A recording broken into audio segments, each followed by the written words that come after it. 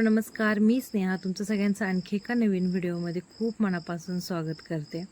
आता हे असं काहीसं तुम्ही पहिल्यांदाच व्हिडिओवर बघताय, कारण असं घडतंयच पहिल्यांदा. आज रवी भैयांचा बड्डे होता आणि तो पहिल्यांदाच असा सेलिब्रेट होत होता. कारण 7 वर्ष झालं मी लग्न करून आल्यानंतरनं पहिल्यांदा भैयांचा बड्डे सेलिब्रेट केला होता. म्हणजे घरीच नाही, ते बाहेर फ्रेंड्समध्ये कधी बड्डे सेलिब्रेट करत नाहीत, त्यांना आवडतच नाही. त्यामुळे पहिल्यांदा त्यांचा बड्डे आज सेलिब्रेट होत होता, ते पण संगीताताई होत्या त्यामुळं. संगीताताईंमुळं हे सेलिब्रेशन झालं आणि 6:30-7 वाजता आम्ही सगळ्यांनी त्यांना ओवाळलं. कारण मला पुढे रुईला जायचं होतं, त्यामुळं मग थोडंसं लवकरच आवरून घेतलं. दुपारीच जायचं होतं मला, पण राज कालपासून म्हणत होता की काकाचा बड्डे. मग थांबले आणि मग आता संध्याकाळी हे येणार आहेत राजचे डॅडा मला सोडवायला रुईला.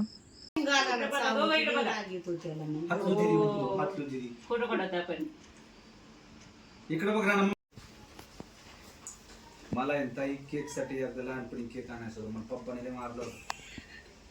त्यांनी केक कसला गेला, सदावरतीच दुकान माहिती तुम्हाला, ते पेढे आणले, त्याचा फुगा केला, त्याच्यावरती चेरी असते ना ती लाल कलरची, ती चेरी टाकली, त्याचं गोल गोल करून केक कापला.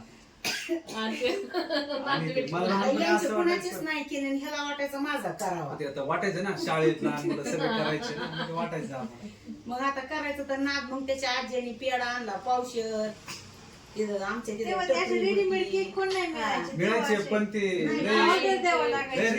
लय रिअल केक एखाद्याने आणून बर्थडे केला म्हणजे लय भारी वाटायचं आम्हाला. हर्ष ओवळ रातचा पण बर्थडे का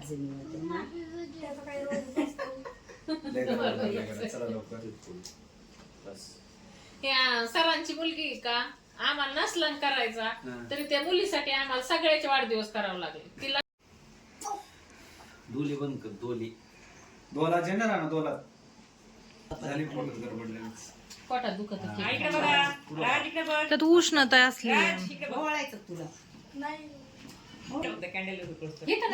आपली इथं खाव्याची नाही ना. लावा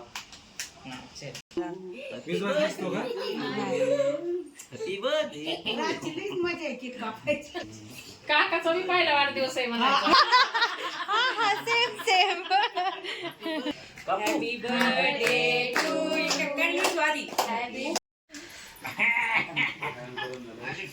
फुल घातला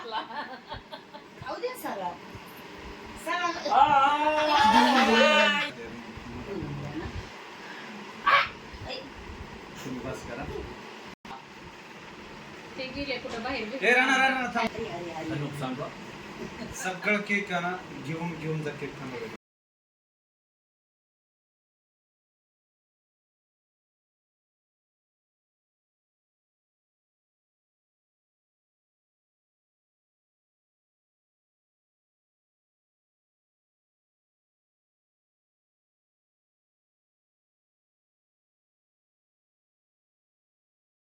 घरी केक वगैरे कट केला आणि मग संध्याकाळी सगळे जेवायला बाहेर आलो होतो.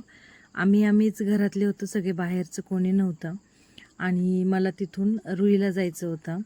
2-3 दिवस झालं जायचं चाललं होतं, कारण आता लग्न होतं घरामध्ये एक, त्यामुळं मग नाही जाणं झालं. आणि मग आज आता शनिवार रविवार आला आहे, आता उद्या तर मग आता 2 दिवस राहणार आहे मम्मीकडं, कारण मम्मीच्या हाताचं ऑपरेशन झाले म्हणून मला जायचं होतं. मग लग्न पण केलं आणि आता शनिवार रविवार असल्यामुळं मला थोडं निवांत राहता पण येईल.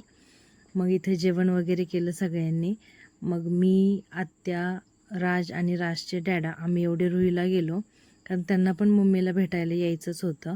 तर मग म्हटले तुला पण सोडतो आणि भेटून पण येणं होईल.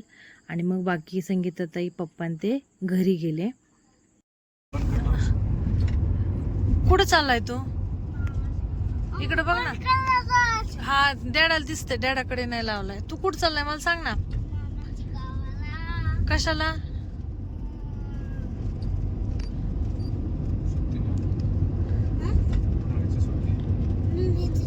उन्हाळ्याच्या सुट्टीला तू वापस ये डॅडा सोबत.